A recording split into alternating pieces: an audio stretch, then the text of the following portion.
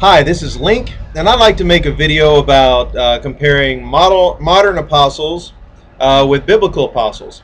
Now, there's a movement now to call people apostles and to set them up as sort of heads over franchises of churches, and they serve as mentors for the pastors in those churches. And I don't know if this is always the case, but the pastors may send tithes to the person who's known as an apostle in this arrangement.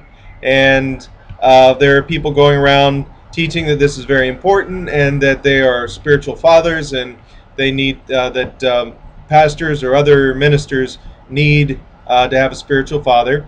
I saw a video from John Marcus about this topic, which kind of reminded me of it. I'd written some things about it back 10 years ago, and I thought I'd make a video about it as well. And we can just compare the apostles in the Bible with this type of concept of apostleship.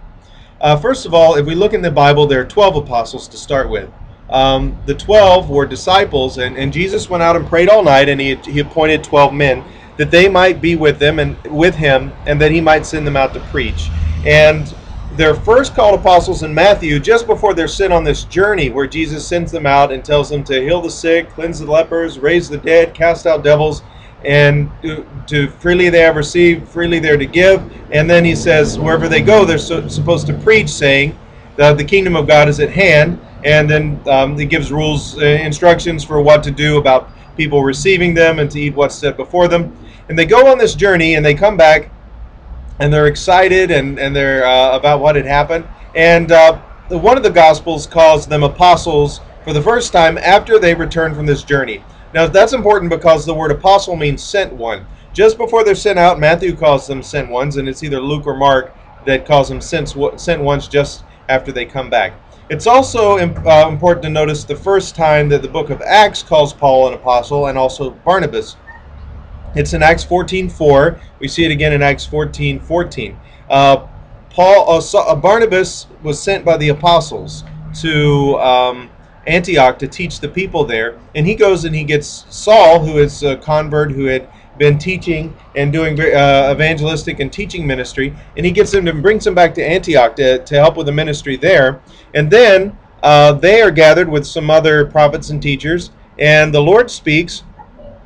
The Spirit speaks and says, separate Paul and Barnabas to the work to which I've called them, and then they're sent out, and then they're called apostles. So notice the comparison. The 12 are sent out on this evangelistic teaching mission, and then Paul and Barnabas are sent out on this evangelistic and teaching mission, and it's when in the context of being sent out that they're referred to as apostles for the first time in all three of these passages and these two situations. So I think that's very significant that apostleship is tied to going out on journeys where you evangelize and you teach others. Now, there are a couple of outliers, you might say. One is, let me get a little more detail into what Paul did actually and Barnabas.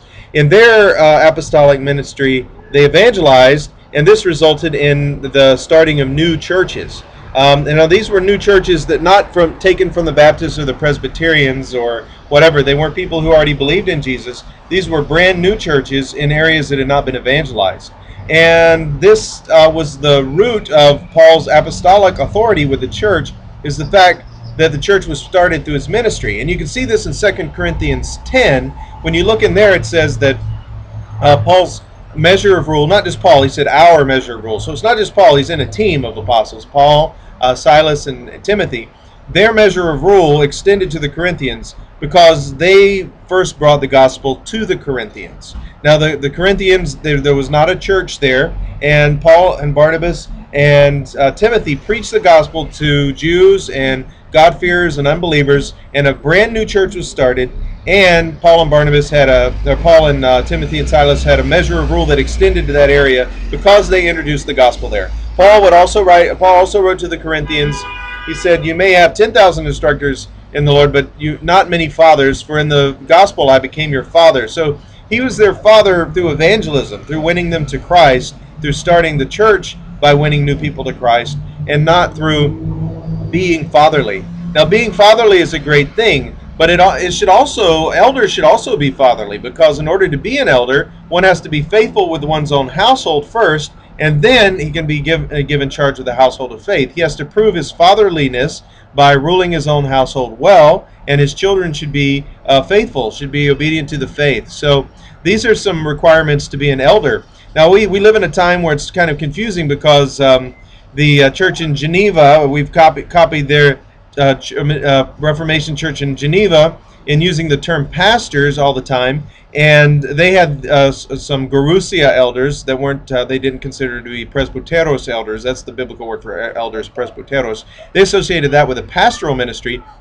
When the Scottish copied their model, they just called their Gerousia elders, who were like civic leaders, they called them elders, and then at first they didn't consider them to be presbyteros, the biblical word for elder, which is the word actually where priest comes from in English.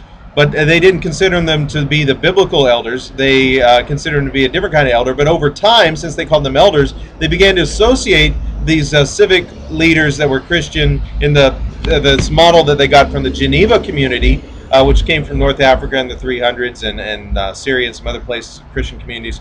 And they began to consider these guys, these board elders, to be biblical elders, and it created a whole lot of confusion. And so we have pastor and elder confusion in a lot of our churches, when biblically the elders are told to pastor the church of God. And if there's a pastor who wants to have accountability, I believe one of the first things you want to do, you want to have accountability with the body that you're in, but there's a biblical pattern that the apostles would plant a local church. They would plant a church in a city, and within that church there were elders, and Paul told the elders in the church in Ephesus that from your own number that wolves would arise, that men that would speak perverse things and draw men unto themselves. You can look it up in Acts 20. He tells them to pastor the church of God, over which God has made them, the Holy Spirit has made them bishops. Look up the words in Acts 20:28.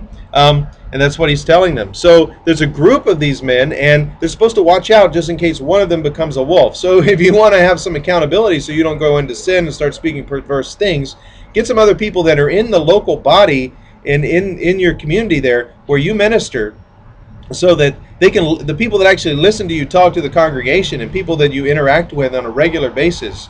Now, as far as apostleship goes, Paul did have a measure of rule. Him and a group of apostles had a measure of rule. And yes, it did continue on after the church was started, because Paul would write back to Corinth and he judged a case in 1 Corinthians 5. And Timothy was also in apostolic ministry. People call him a bishop or a pastor. But if you look it up, Paul, 2 Corinthians, 1 Thessalonians 2:6 and 1:1, look at those together, it indicates that Timothy was, it seems to indicate that Timothy was an apostle, along with Paul and Silas or Silvanus. So if you look at that, you see that Timothy was apparently hearing charges from elders in his apostolic role.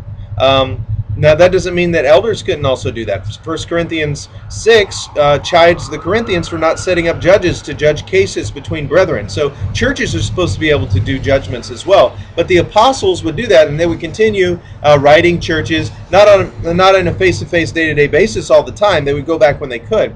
So it is good for them to have that relationship. But that relationship with Paul was unique in that Paul had started the church initially. And after Paul and his co-workers were dead, nobody else was there who had started the church initially. If you look at 2 Corinthians 10, you'll see that there are false apostles that go in and try to claim the Corinthians as if they belong to these false apostles. And they boast in the work in Corinth, when Paul and his co-workers were the ones who evangelized and this church was started. And Paul considered them to be foolish and to be compared them to messengers of Satan. So there's probably, they were teaching false doctrine as well. But I'm not saying that everybody who claims to be apostle now is a false messenger from Satan. But what I am saying is that it's not appropriate to go in and claim to have a measure of rule over a church like Paul did when the apostle did not found that church. Now there's a couple of outliers. There's James and Apollos that we can look at as well. So there may be a bit more to the apostolic ministry, but the Bible does not teach that every church has to have an apostle. And also you can notice an apostle that is not the founding apostle, like Paul was in Jerusalem, he went in and he listened to the elders and the advice that the elders gave him, and he was submissive there in another church that he did not start through his apostolic ministry. And they could benefit from his apostolic ministry, but he wasn't a spiritual father there as he was to the Corinthians and to some of the other churches. So I hope this is enlightening. God bless you. And if this video has been a blessing, please send the link to somebody that you think could use the message, and look at my other videos under my channel. Thanks a lot.